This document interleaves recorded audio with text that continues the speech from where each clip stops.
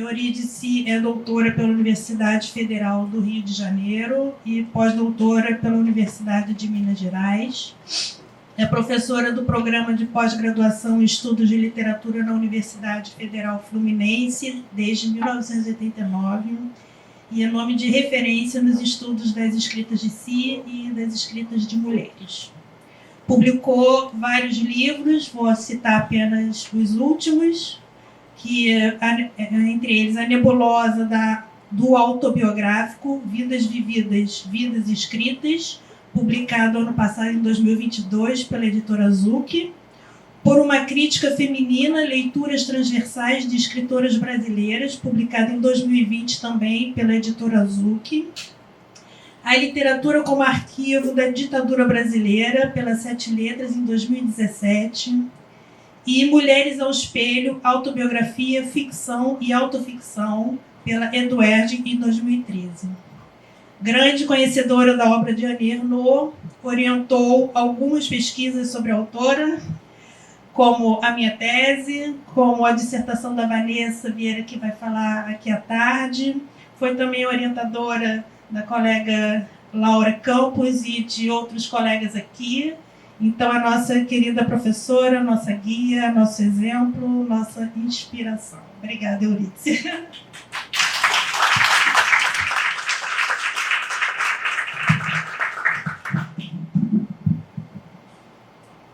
Obrigada, bom dia para vocês que estão aqui 9 horas da manhã, postos, né, para falar sobre Annie Ernaux. Obrigada, Laura e Andréia, pelo convite para fazer essa palestra de abertura. É um prazer estar de volta para o UERJ, sempre bom visitar as outras universidades e começar essa conversa com vocês.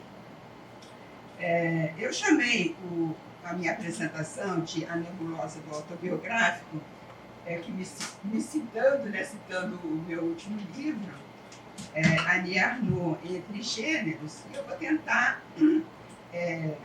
falar um pouco sobre essa questão do entre gêneros na obra da Annie Ernaux, mas vou focalizar principalmente 2 livros dela. Então, eu uso a palavra nebulosa para mostrar que não existe uma separação rígida, não existem fronteiras rígidas entre o ficcional e o referencial. Então, a gente pode colocar do lado do referencial várias palavras, né? Realidade, verdade, história, autobiografia. E do lado do ficcional, da ficção, nós temos fabulação, imaginação, invenção. Mas, na verdade, o que eu pretendo mostrar nesse livro e aqui na minha fala é que não existem fronteiras rígidas, há uma fluidez entre uma coisa e outra. E a crítica, eu não vou entrar assim, em críticos franceses que trabalharam essa questão, eu vou só colocar esse ponto de partida, né, essa fluidez, e vou fazer assim, uma passagem muito rápida, porque eu não tenho também, não é uma aula de 3 horas, né? Muito rápida, para mostrar que na história do romance não existe uma separação rígida e que essas questões elas estão sempre embaralhadas na história do romance. Então, se a gente considerar, segundo a crítica de línguas latinas, e eu parto de Otávio Paz, o primeiro romance moderno seria o Quixote.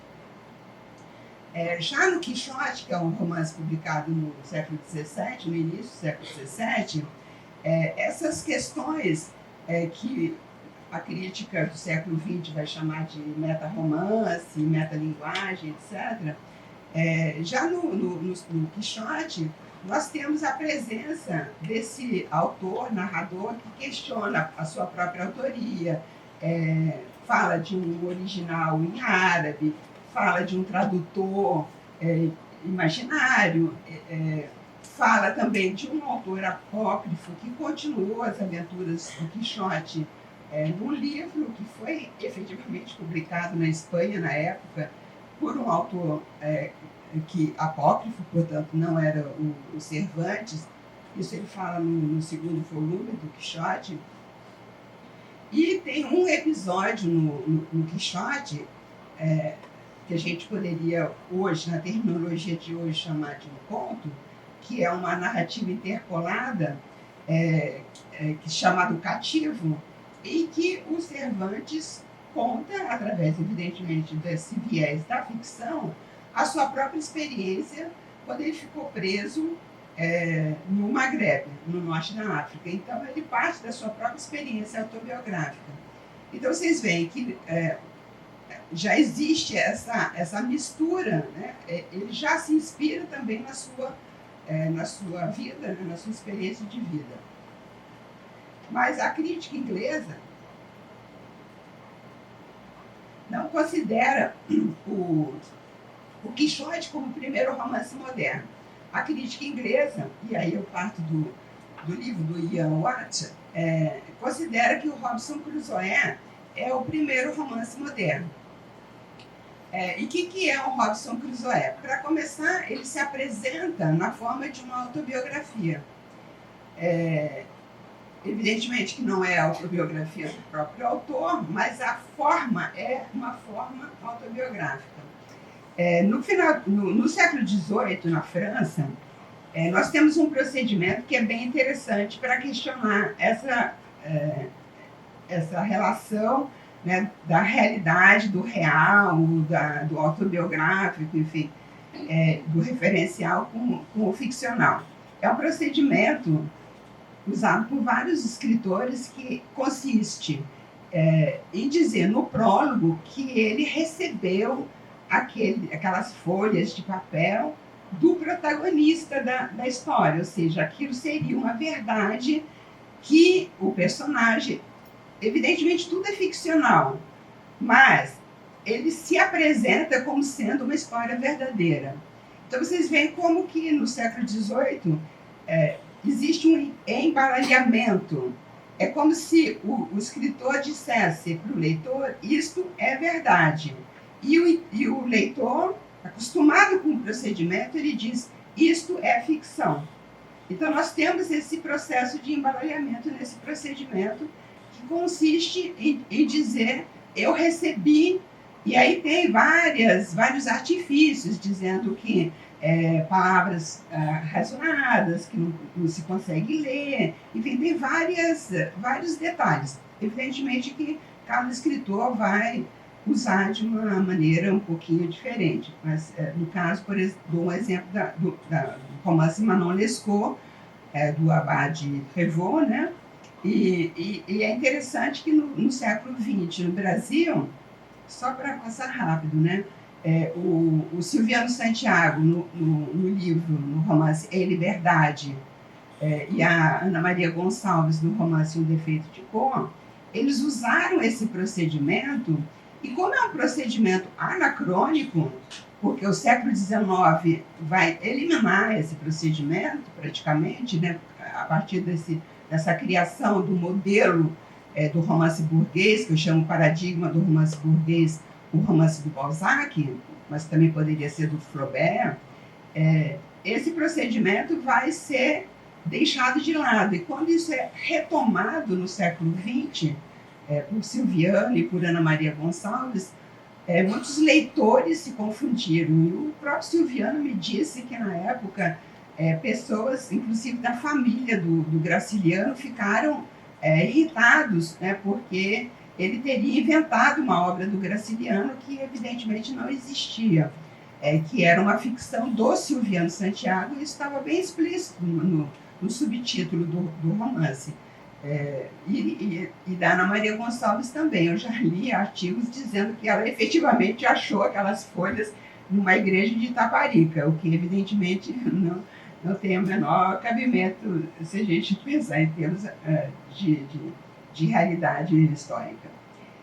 Mas foi justamente no século XVIII francês que nós temos, né, o livro que é realmente o paradigma da autobiografia, que é o livro As Confissões de Rousseau, e ele continua um pouco essa divagação sobre a vida dele, no caso, nos devaneios do Caminhante Solitário, em que ele não conta mais o passado, mas ele fala do presente dele, caminhando, passeando no campo, e ele afirma nas confissões que ele vai dizer toda a verdade.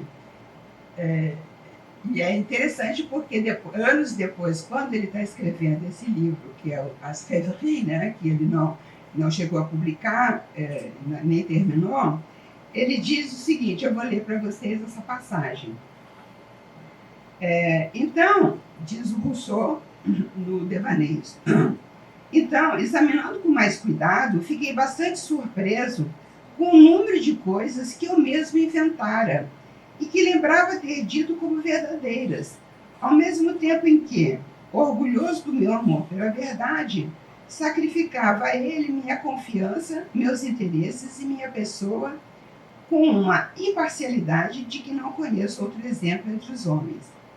O que mais me surpreendeu foi que, ao relembrar essas coisas inventadas, não senti nenhum arrependimento verdadeiro. Eu que tenho no coração um horror sem igual pela falsidade, que enfrentaria suplícios se fosse preciso mentir para evitá-los, mentira do Rousseau, por qual inconsequência mentia assim, sem necessidade, com o coração alegre, sem proveito, e por qual inconcebível contradição não senti o menor pesar. Eu que, por 50 anos, fui acossado pelo remorso de uma mentira. Para quem leu as confissões, a mentira dele, que o acossou durante 50 anos, foi que ele mentiu quando era muito jovem, adolescente, e ele acusou uma das criadas de ter roubado uma fita que ele tinha roubado, e a moça, a criada, foi demitida. Então, essa foi a mentira do passado do Rousseau. Então, o que a gente tem aqui no Rousseau, já vocês veem, nesse modelo, né, que vai ser evocado por todos os autores de autobiografias, é que ele,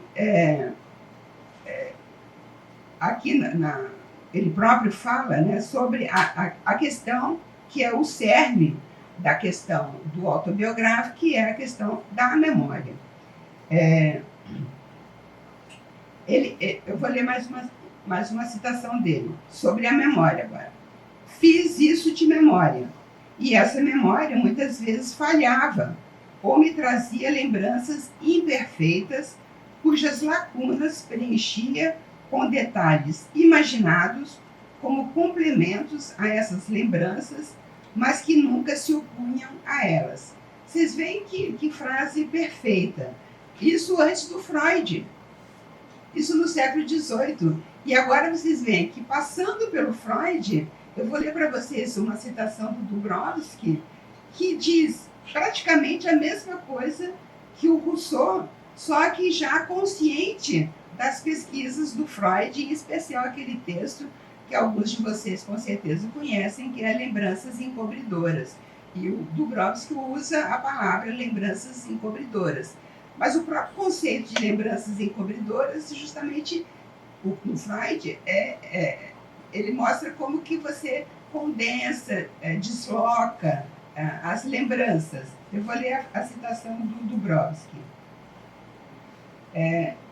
Nenhuma memória é completa ou fiável. As lembranças são histórias que contamos a nós mesmos, nas quais se misturam falsas lembranças, isso é Freud, lembranças encobridoras, lembranças truncadas ou remanejadas, segundo as necessidades da causa. Então, a partir dessa constatação, desse cotejo, né, de citações, a gente vai também chegar a essa questão da memória numa citação que eu vou ler mais daqui a pouco, da própria Annie Ernaux. Então, eu já escrevi um texto assim, para o livro da Laura, que a Laura vai organizar, então eu vou pular algumas partes aqui que não daria tempo de ler tudo. de falar de tudo. Então, agora, começando a falar da Annie Ernaux, então, dentre as escritoras francesas que praticam escritas autobiográficas, Annie Ernaux é uma das mais destacadas, se não a mais destacada. Nascida em 40, seu projeto literário faz a ponte entre as autoras que a precederam. Eu destacaria a importância para ela e para todos nós da Simone de Beauvoir, e as escritoras que vieram depois, que vieram mais tarde, né? Então, como a primeira geração feminista que começa a publicar nos anos 70, Annie Ernaux também narra as dificuldades inerentes à formação das moças, né? E aí o exemplo do livro Acontecimento, né, em que ela narra o aborto, é fundamental para a gente perceber como que essa geração teve problemas assim bastante específicos, né, que os homens da mesma geração evidentemente não tiveram. Então, a obra literária da Annie Ernaux tem várias formas, vários gêneros. Então, ela começa com 3 romances autobiográficos. E depois, evidentemente, que nós que lemos toda a obra posterior, a gente vê que esses 3 primeiros romances eram muito claramente autobiográficos, porque o aborto, por exemplo, já estava lá no primeiro romance dela. Então, tem os 3 primeiros, que são romances autobiográficos, e depois tem a grande parte da obra dela, que são o que eu vou chamar aqui de narrativas autobiográficas. Depois, ela tem os diários. Tá? E ela tem 3 tipos de diários. O diário íntimo, o diário que ela chama de diário exterior, e o diário de escrita. Então, são cadernos diferentes, ela não mistura. O diário íntimo é íntimo, o diário exterior é uma espécie de... Ela publicou 2 textos que são de diário exterior, que são sobre a vida que ela vê, né, o supermercado, o RR, né, o trem. Então, o que ela descreve o que ela vê, e o diário de escrita, que também ela publicou uma parte, que é sobre a escrita, sobre os impasses, as dúvidas, os questionamentos, enfim, sobre... Quando ela deslancha o livro, ela diz que para de escrever nesse diário, porque ela já encontrou o caminho. É bem interessante. Tem diários íntimos, e eu vou falar sobre isso daqui a pouco, que correspondem a narrativas autobiográficas, né, que são do mesmo período. E eu vou falar sobre um deles, que é o Perder-se. E tem um livro em que ela mistura textos com fotos. E as fotos que ela tira junto com o amante dela. Então, é um livro assinado em coautoria. As fotos são muito importantes na obra da Annie Ernaux. Mas ela fala sobre fotos. Esse é o único livro em que as fotos aparecem. Nos outros livros, sobretudo em Os Anos, ela tematiza as fotos, ela olha para as fotos, e as fotos funcionam como desencadeadores de memória. Não vou me alongar sobre a obra dela, para não ficar fazendo muitas coisas genéricas.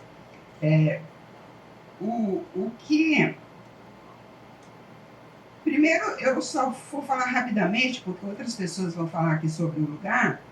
Então, o ponto de virada foi com O Lugar, o livro em que ela fala sobre o pai. Ela disse que escreveu 100 páginas de um romance sobre o pai e depois achou que não estava bom, que não era aquilo, que não dava certo a forma romanesca, a forma ficcional para falar do pai. E aí, então, ela escreve o texto que nós conhecemos, que é O Lugar, em que ela busca realmente apresentar a realidade da vida do pai. Essa é uma narrativa que é muito estudada na França também, por vários teóricos, sobretudo, vou citar só rapidamente Dominique Viard, que criou o conceito de narrativa de filiação. Então, esse é um livro modelo desse tipo de narrativa estudada pelo Dominique Viard. Então, ela vai falar sobre o pai. O que eu quero mostrar para vocês é que, mesmo nessas narrativas autobiográficas, existe o uso de uma técnica do romance. Porque ela vai criar uma intensificação, uma condensação, e ela vai enquadrar a narrativa de alguma maneira que torna a narrativa uma construção. Não é um texto qualquer. Não é porque eu estou contando a vida do meu pai que é qualquer coisa. Não é. Eu chamo de enquadramento e eu vou mostrar para vocês o que eu quero dizer com enquadramento. O lugar começa no primeiro capítulo com o exame dela do CAPES, que é o exame de ingresso no professorado. Ela dá a aula e, evidentemente, ela vai ser aprovada e vai se tornar professora. A aula dela foi sobre o Père Goriot. Então, aqui, se você pensa que depois ela vai falar do pai, um pai muito modesto, muito pouco importante socialmente, e a aula que ela enquadra a narrativa com o Père Goriot, está tudo ali já.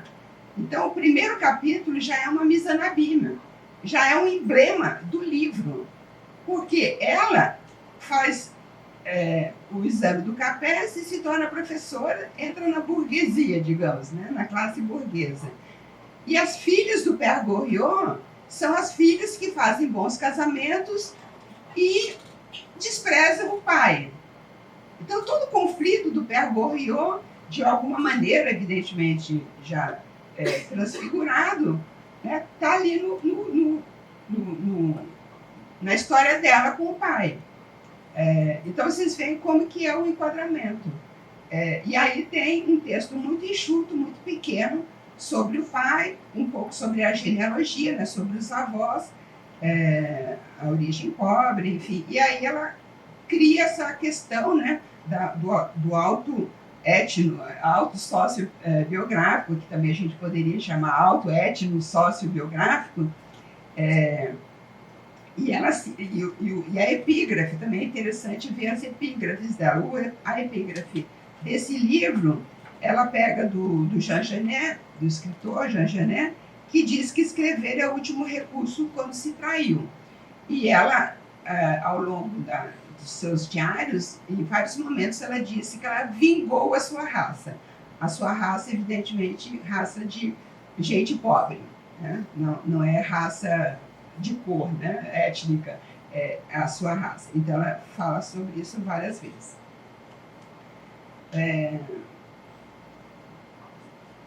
Só vou ler aqui uma pequena citação dela. Não procuro me escrever, sirvo-me dos eventos, geralmente banais, que me atravessaram, situações e sentimentos que conheci como matéria a ser explorada. Tenho a impressão de sempre ter escrito de mim e fora de mim. E só uma comparação, se Kafka dizia que a escrita deve ser como um machado, né, que quebra o gelo, a escrita dela, como ela diz também, é como uma faca. Depois, então, entrando aqui na questão da memória,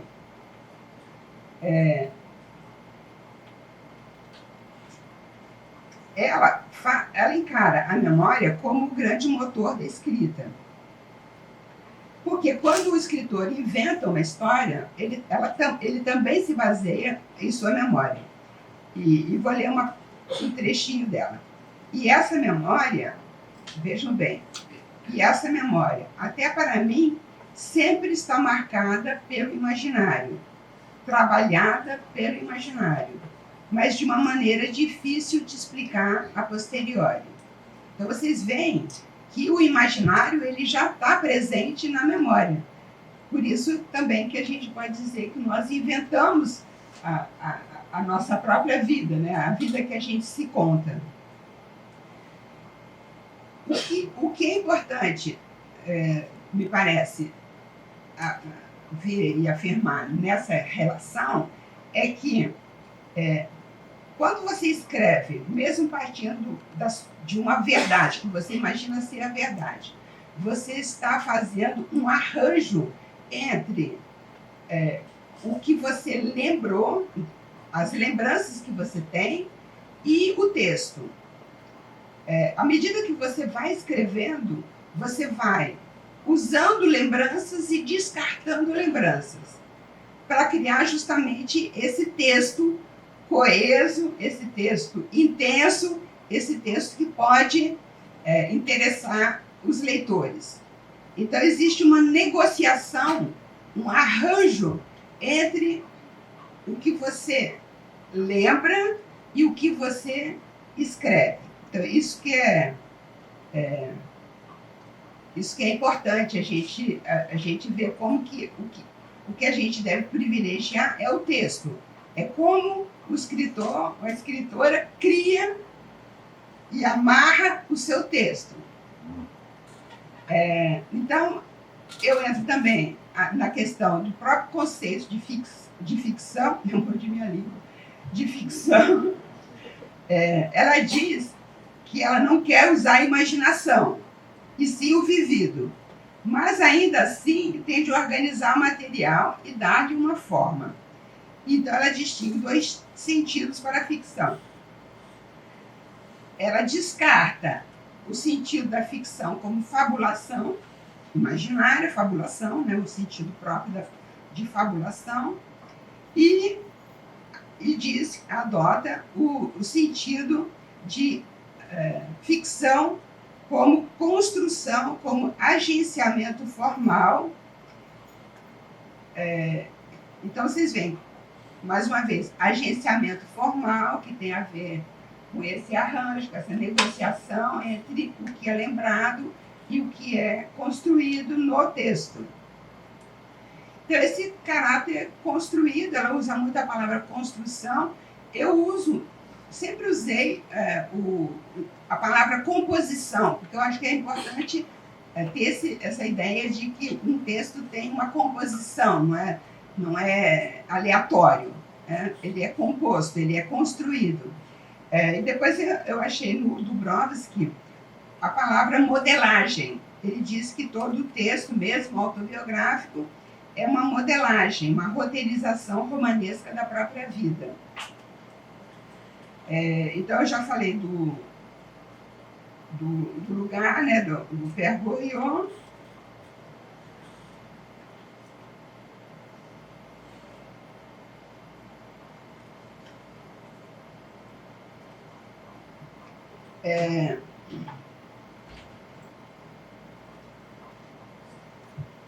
E agora eu vou entrar na questão dos livros sobre o amor. Então, são 3, ela escreveu 3 narrativas autobiográficas sobre o amor.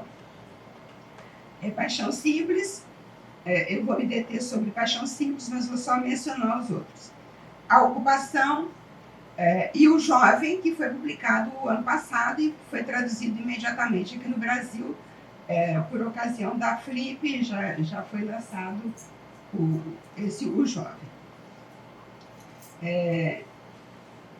Então, o primeiro foi A Paixão Simples, que é o que eu vou analisar depois. Só vou falar rapidamente dos outros 2. E O Jovem, ela fala dessa relação que ela teve, provavelmente, ela está falando do Philippe Villain, que é um escritor também, sobre o qual ela também escreveu A Ocupação. Então, na minha leitura, são 2 livros sobre essa relação que ela teve com o Philippe Villain. Então, O Jovem, só para começar pelo último, ela fala muito mais do ponto de vista do exterior. É como se essa relação fosse vista de fora. Ela fala sobre os olhares das pessoas. Ela é 30 anos mais velha do que ele, então, os olhares, os restaurantes, as viagens. O fato que era ela que bancava as viagens, os restaurantes, o luxo. Então, ela percebe também que é uma inversão. Ela que tinha sido pobre, provinciana, estudante, bem, né, pobre lá de Rouen na época, agora é o contrário. É ela que é rica, que tem dinheiro e que promove as viagens, e ele que é o jovem inexperiente, até sexualmente falando, e ela é a mulher experiente. O outro livro que ela escreve sobre o Philippe Villain foi mais próximo da relação e também da separação, é só sobre o ciúme. Então, a ocupação é sobre ciúme. Não faz outra coisa a não ser pensar na mulher, que é a nova namorada do amante, que ela acaba de deixar. Na primeira página diz que ela quis deixar, então ela quis deixar, mas... E é muito proustiano nesse sentido, né? O ciúme. E ela cita muito Proust ao longo de todos os seus diários, nos livros, né? É muito proustiano esse ciúme doentio. Bom, então, vamos lá. Então, agora a gente vai falar sobre Paixão Simples. E o que eu quero mostrar é que Paixão Simples, ela publicou, e 10 anos depois ela publicou o diário referente ao período em que ela esteve apaixonada por esse diplomata russo casado. Foi um escândalo, porque ela publicar o livro em que ela fala dessa paixão absolutamente exorbitante, obsessiva, por esse homem casado, um diplomata. Vejam bem, na narrativa construída, ele é um diplomata da Europa Oriental. No diário, é um diplomata russo. Então já houve uma modulação. Na narrativa Paixão Simples, o nome dele é A. No diário, o nome dele é S. S de Serguei. Em algum momento a gente sabe que é Serguei. O diário tem 377 páginas. O livro, Paixão Simples, 77 páginas. Então vocês veem que 300 páginas a mais no diário. O diário é todo diluído, são anotações, então tem de tudo. Tem a grande paixão obsessiva, tudo, digamos assim, no diário, tudo já está lá, porém não está construído como narrativa. No Paixão Simples, ela só faz esperar o telefonema, receber, se preparar, se embelezar, comprar roupa para ficar bonita. E quando ele chega, é sexo. É realmente a alta voltagem erótica. Então, vocês veem que um era ciúme. E aqui, na Paixão Simples, é realmente sexo. Então, praticamente, eles não conversam. Nos diários, a gente vê que tem um pouco mais de conversa. Ela sabe um pouco mais da vida dele. Sabe até da esposa dele, mas ela não demonstra ciúme da esposa. A esposa é só a esposa. É uma esposa russa, além do mais, né? Imagina. Não é tão bela quanto ela, não se veste tão bem quanto ela, né? Então, vocês veem como que esse aspecto construído da narrativa é fundamental para fazer literatura, né? Que é muito diferente do diário íntimo, e que porque na Paixão Simples, ela não faz outra coisa. Por isso que eu chamei no post, né, do Facebook, discutindo com uma pessoa, uma amiga que falou sobre Paixão Simples, é uma radiografia da paixão, né? Porque é uma concentração na paixão. Então, ela não faz outra coisa. No diário, você vê que ela viajou para a Dinamarca, para a Suécia, para a Alemanha, fez muitas viagens, participou de muitos eventos, para a Itália. ela ia com frequência para a Embaixada Russa, ela assistia filmes, assistia palestras sobre filmes russos, né? Realmente. A paixão, né? A gente se interessa por qualquer coisa, né? É claro que ela tinha uma vida social, ela foi convidada para jantar no Palácio do Élysée, né, do Eliseu, com o presidente da República, com o Prince Charles e Lady Di. Quer dizer, ela tinha uma vida social, uma vida que era muito mais extensa, muito mais diluída, digamos assim, do que na paixão simples, que é realmente a concentração total só na paixão. E aí que é o aspecto construído, que eu acho que vocês precisam entender. Isso que é literatura. E isso que é técnica de romance. Se você não domina as técnicas, né, da narrativa, você não faz o que a Annie Ernaux faz. Então, quando eu li, assim, a gente lê assim, muitas críticas a Annie Ernaux, eu nem vou entrar na crítica misógina, porque dá até nojo, né, de lembrar toda a crítica misógina que existe, mas já que o meu assunto hoje é autobiográfico, uma das críticas é justamente que não é ficção. É como se o fato de ser ficção, ou pelo menos eu dizer, né, eu, autora, dizer que é ficção, vai tornar aquela experiência daquela subjetividade mais interessante do que outras. Por exemplo, se a gente pensar, cada um de nós aqui, ler a Paixão Simples, aí você pode se perguntar, alguma vez na minha vida eu tive essa paixão obsessiva por alguém? É a subjetividade dela, foi ela que viveu, mas não importa se ela é um personagem imaginário ou um personagem real. Porque o fato da literatura nos fazer viajar, nos fazer descobrir outras experiências, outras subjetividades, essa experiência está aí. Não importa se aquilo foi imaginado ou se aquilo foi vivido. Quando a gente lê, digamos, Gide, já que Gide é um dos grandes escritores em que essa questão se coloca de uma maneira bem clara, né? O que é vivido num romance, por exemplo, como O Imoralista? O que é vivido e o que a partir da experiência do próprio Gide? Se a gente conhece a vida do Gide, se a gente estuda Gide, a gente sabe muito bem que tem coisas ali que foram realmente escritas a partir da experiência dele. Agora, é claro que não dá para saber o que é verdade e o que é mentira. Claro, a mulher morrer é mentira, a gente sabe que a mulher dele não morreu.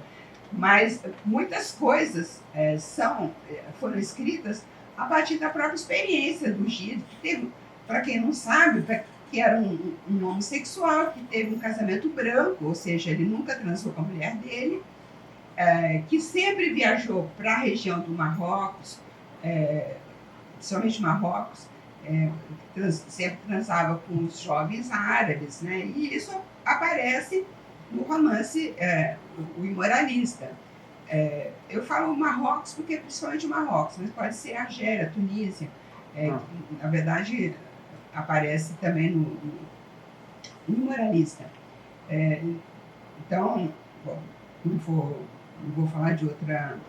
Já ia falar que o Barto também ia para Marrocos, também para transar com os jovens árabes, mas daí eu já vou indo para todas as direções, mas eu sou assim mesmo, eu vou indo para... Por isso que é nebulosa, né? Acho que eu que sou nebulosa. Né? Então, ela... Então, ela viveu essa paixão. Então, quando ela escreve, primeiro ela diz que ela quer escrever um belo livro para um amante que deu muito prazer a ela. Então, ela fala, eu vou escrever a Bolívia, né? Eu quero fazer uma obra bonita. Então, ela diz assim...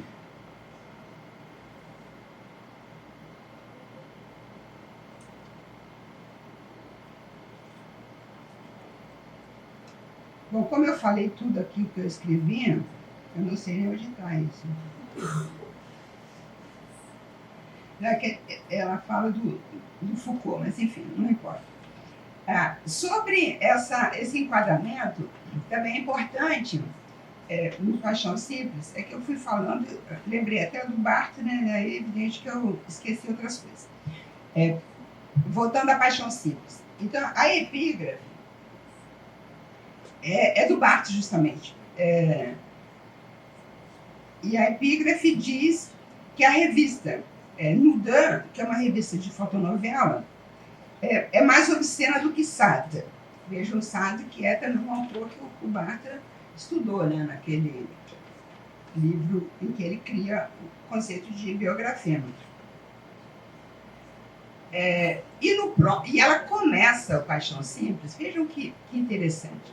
Ela começa a Paixão Simples dizendo que pela primeira vez ela tinha visto um filme pornô na televisão. Mas ela não tinha assinatura do canal, então ela veio um pouco borrado. Veja que sacanagem. Então, e ela diz assim,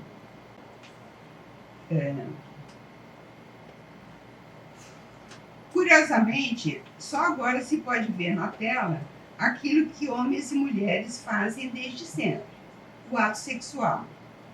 Então, existia, né, um tabu de mostrar, por exemplo, o sexo, né, o membro ereto, enfim, tudo isso que sempre foi que é considerado pornô, obsceno. E ela pensa, né, e ela diz, né, a coisa que sempre se fez, né, e sempre foi censurado. Então ela começa narrando esse episódio. Esse episódio, né, ela assistia a um filme pornô, e ela não tem assinatura e ver borrado, está no meio do diário.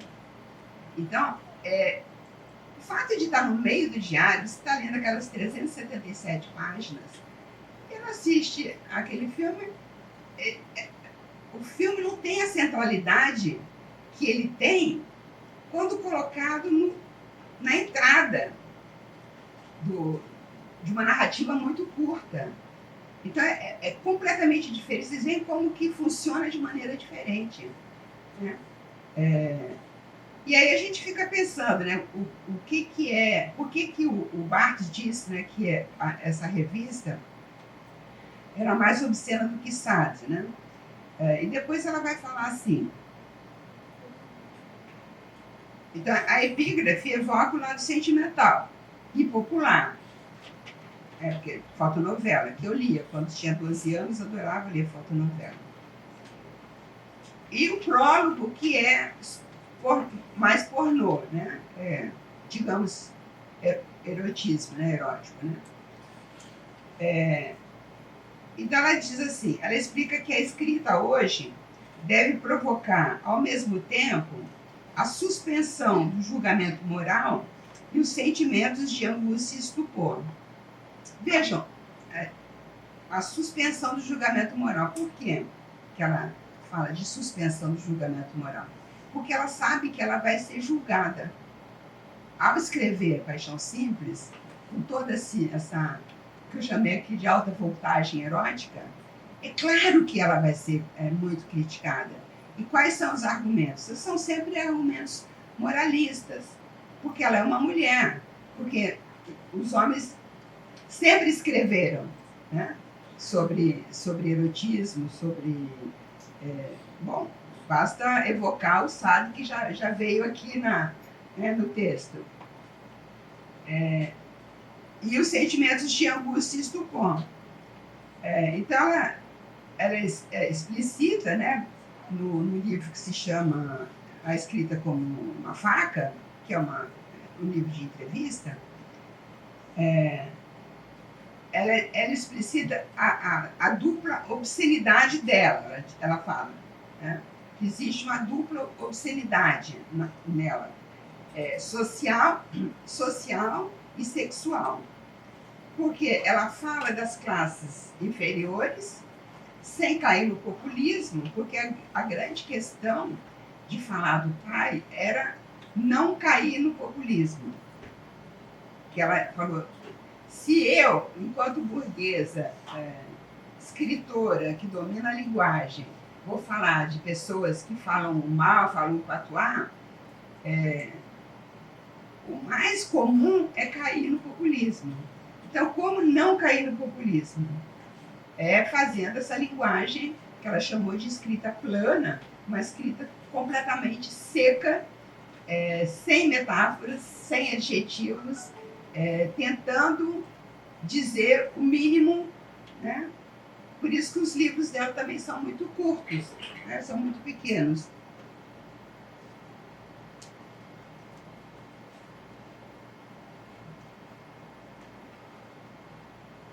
E ela diz assim,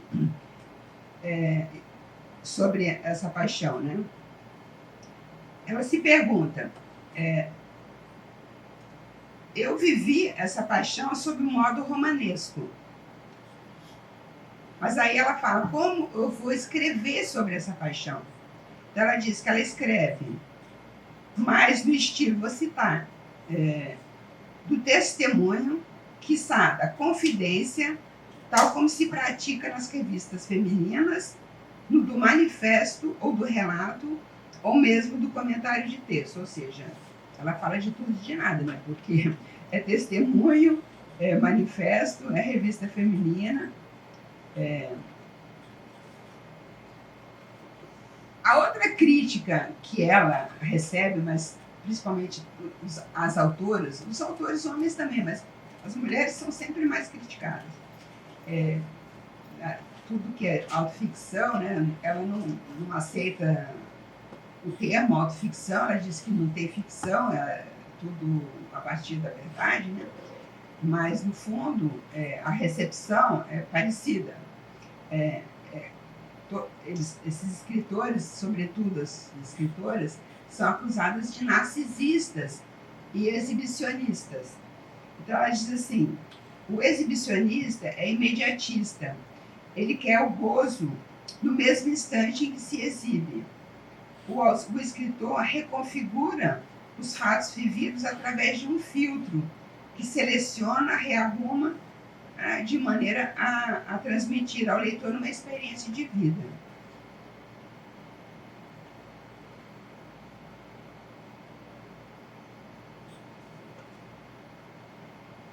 Eu estava citando aqui para a Andréia antes, né, um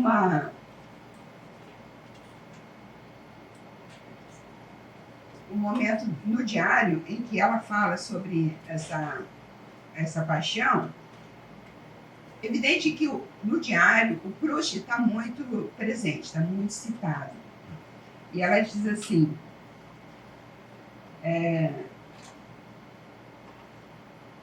ela diz que, citando Swann, que diz no fim do Amour de Swann, o Amor de Swann, ele diz assim, eu perdi meu tempo com uma mulher que nem era meu tipo. No Proust, o personagem diz isso. E aí ela diz assim, eu perdi, estou falando no terceira pessoa, ela perdeu tempo e dinheiro por um homem que era seu tipo, mas que não a merecia. Eu gostei dessa. No fundo, vocês veem que a literatura está sempre em diálogo, né, com o passado. As referências nessa história do amor, da paixão, do ciúme, na ocupação, por exemplo, realmente Proust, mas as figuras de mulheres, né, emblemáticas para ela são a Madame Bovary e a Ana Karenina. São as duas mulheres, personagens apaixonadas, né, da literatura que ela evoca mais vezes.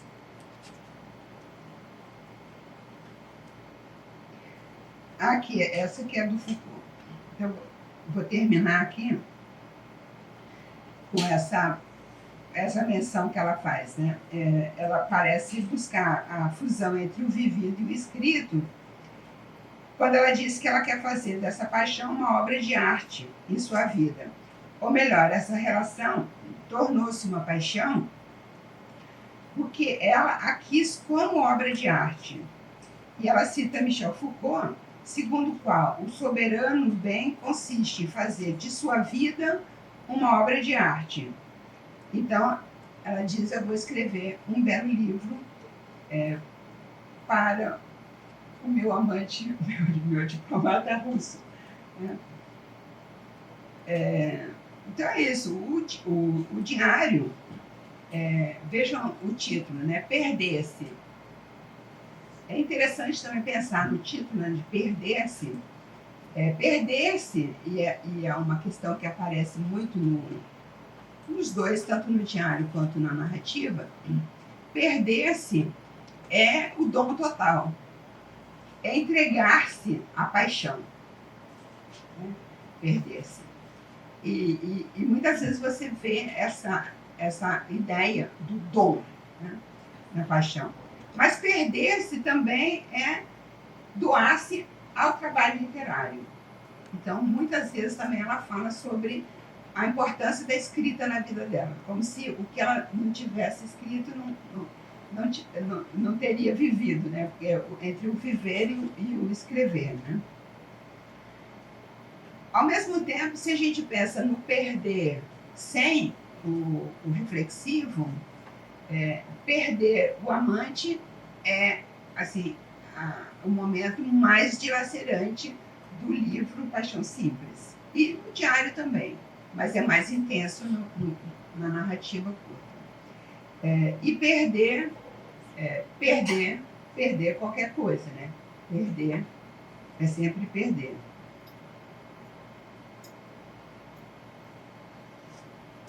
É isso. Acho que chega.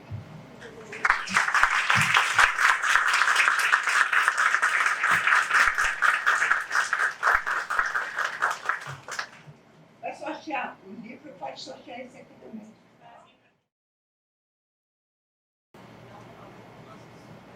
Então, a gente vai agradecer a professora Euridice, que falou que não ia dar uma aula, mas deu uma aula para a gente. E abrir para perguntas, né? Como é que a gente vai fazer as perguntas?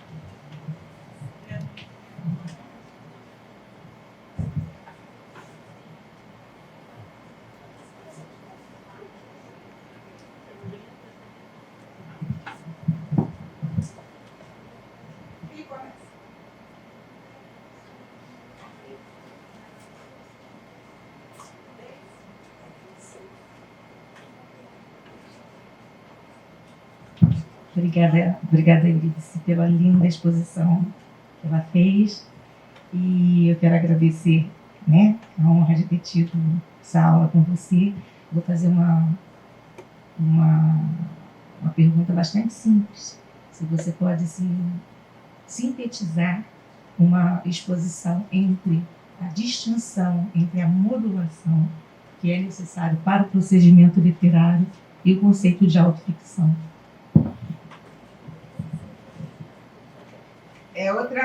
É minha próxima conferência, tá bom?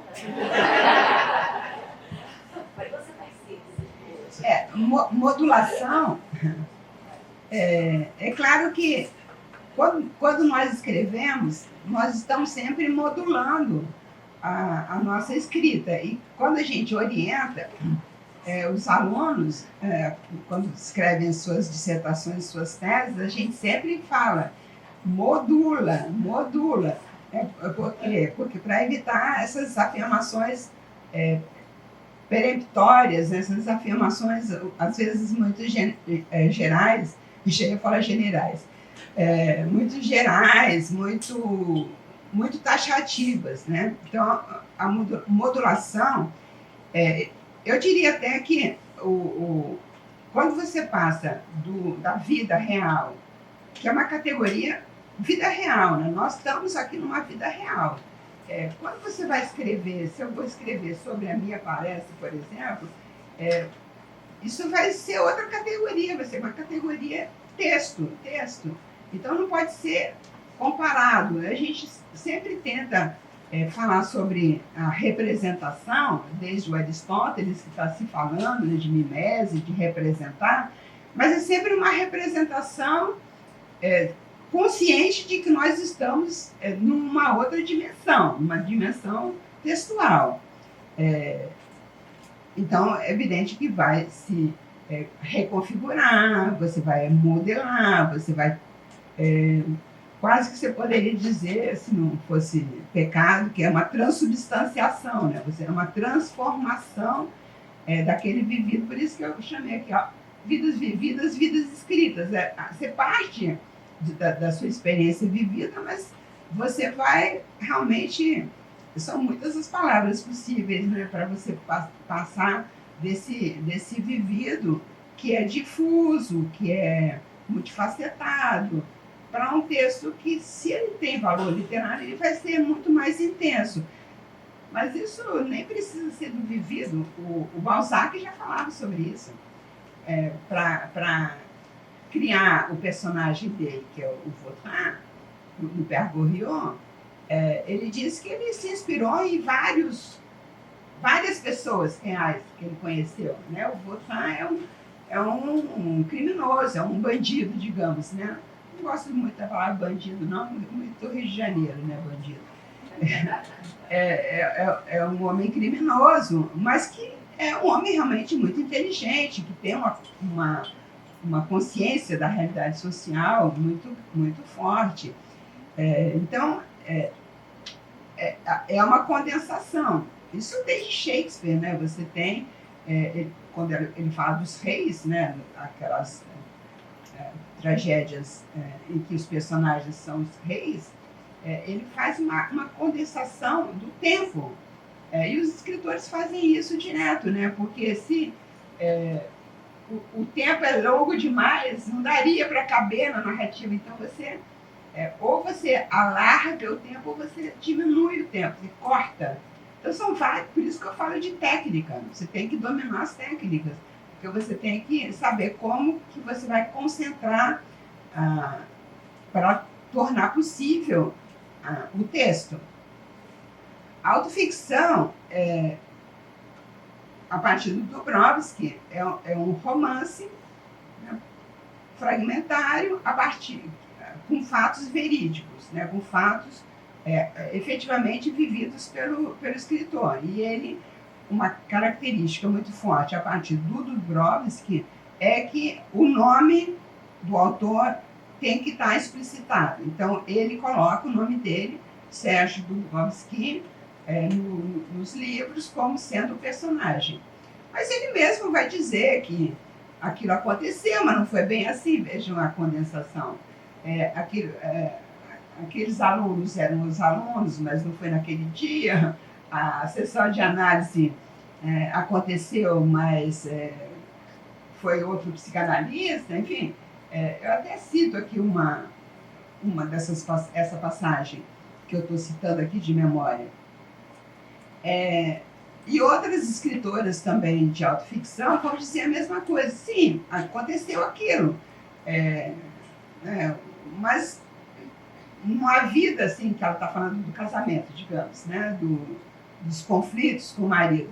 Foi o marido, sim, mas ao longo de 10 anos, né, aquilo não aconteceu. Assim, todos aqueles acontecimentos não aconteceram naquele período, né?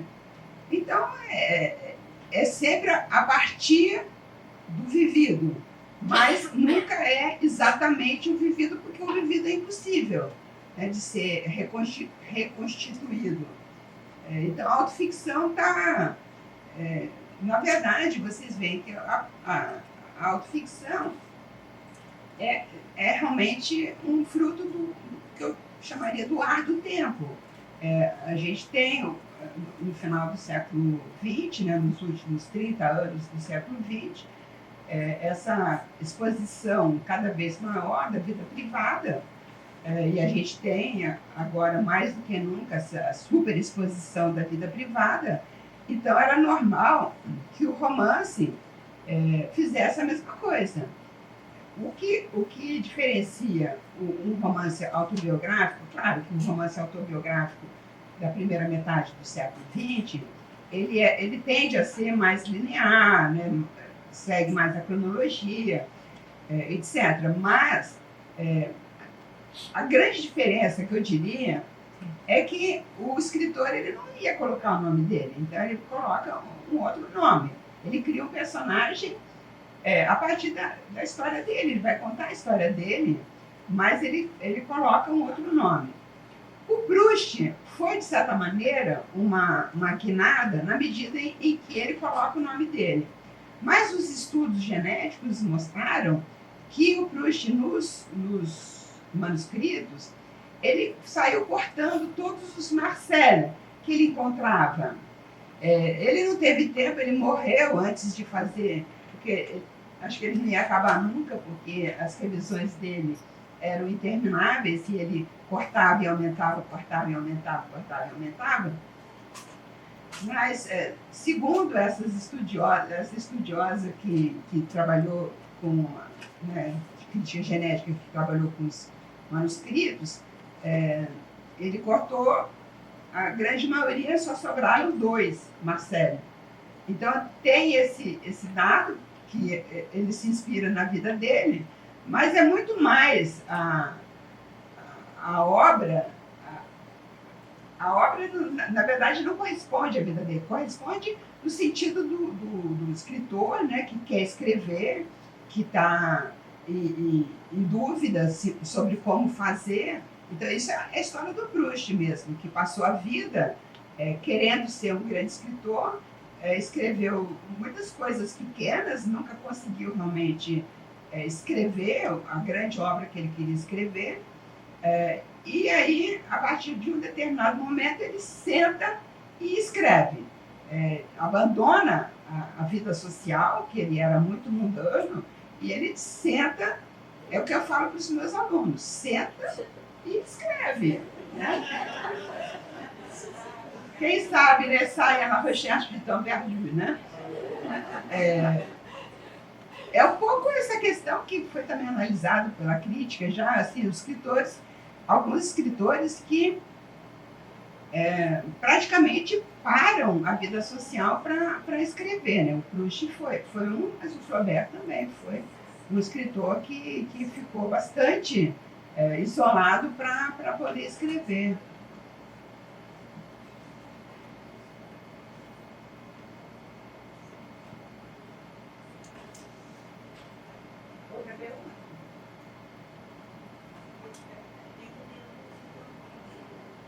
Olha aqui, quem quiser ver aqui. Mas para gravar tem que ter um microfone.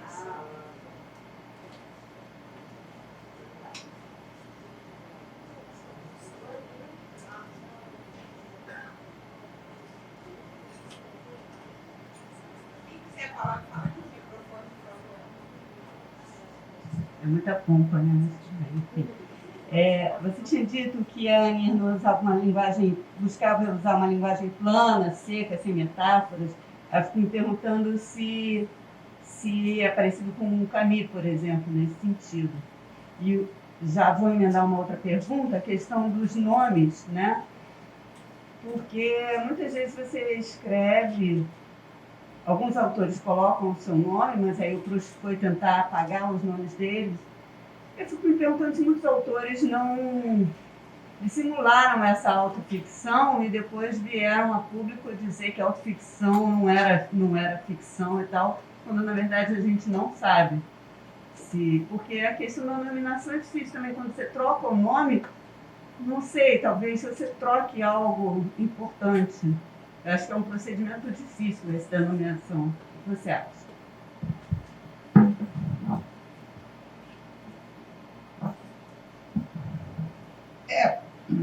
Claro que sempre que você muda alguma coisa, você...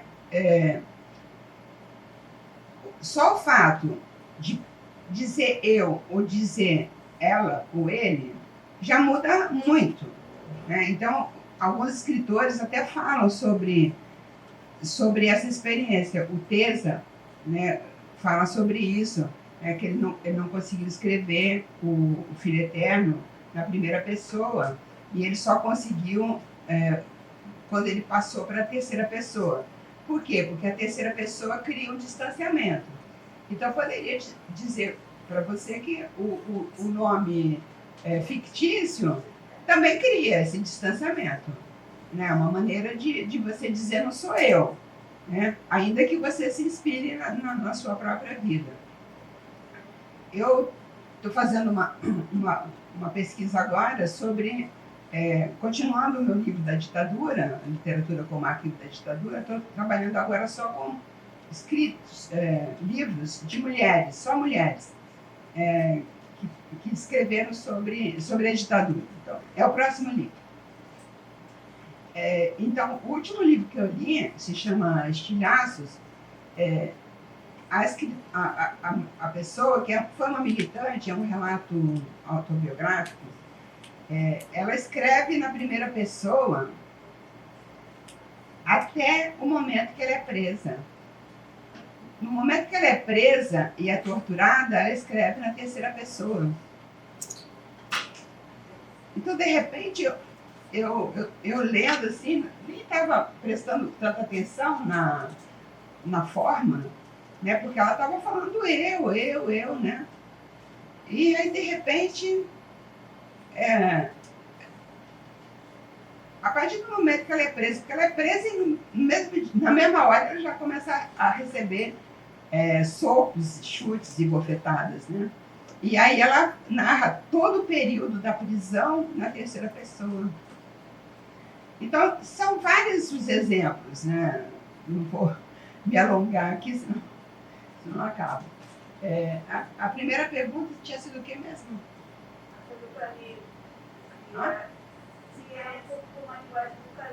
Do Camus. Quando o Barthes escreveu o Degré Zéro, né, o grau zero, né, ele partiu justamente do Camus, do estrangeiro.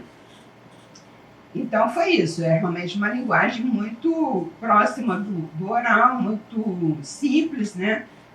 Quando ele diz, eu sei a primeira frase decora, aujourd'hui maman est morte, peut-être hier, je ne sais pas. J'ai reçu un télégramme de l'asile que disait mère décédée. Então, qual foi a mudança? Para o pessoal do francês que está aqui, sabe muito bem que o tempo verbal do récit, né, da narrativa, é o passé simple. E o Camus escreve no passé composé.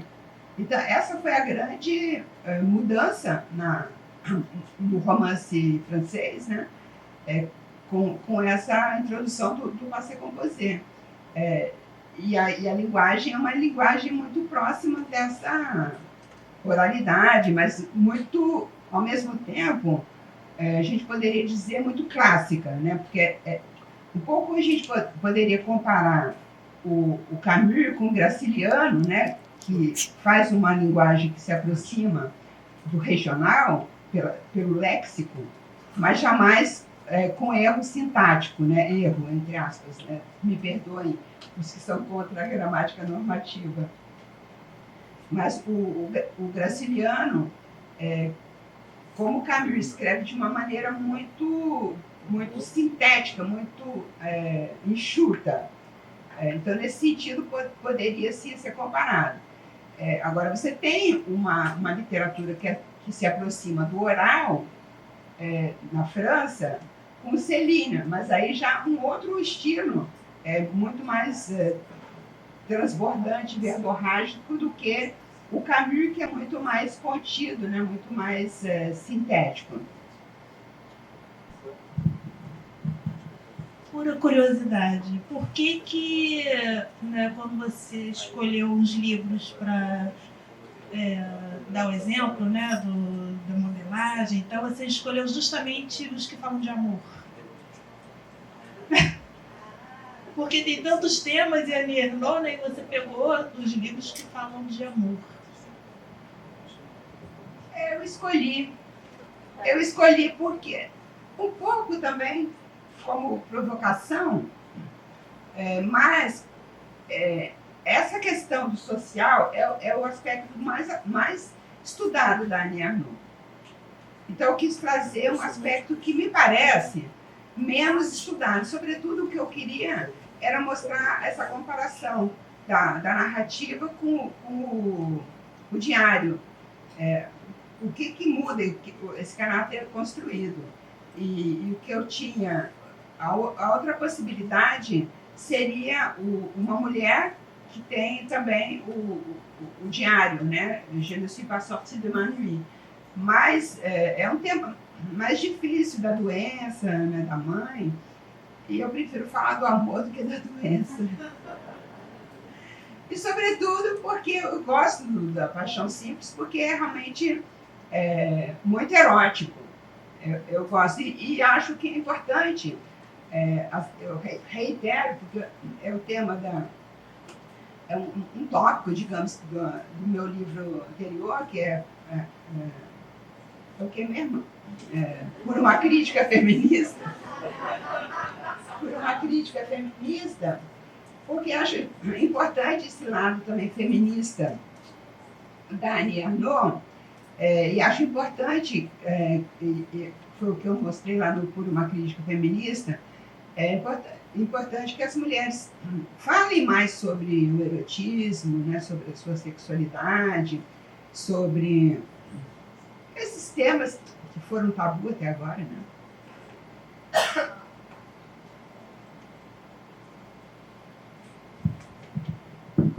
Euridice, muito obrigada. É sempre incrível te ouvir e muito enriquecedor. Ótimo. Antes de fazer o sorteio, queria só pedir alguma coisinha. Será que você pode comentar um pouco as últimas linhas de Paixão Simples?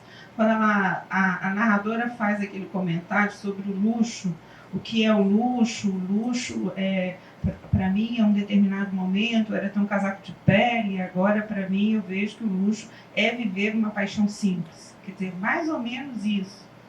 Tem um comentário a respeito do luxo, que eu acho que aí também pega um pouco do social, não sei. Laura, eu não atentei para isso, não. Mas é claro que ao longo... Olha, eu li a Annie Ernaux há muitos anos.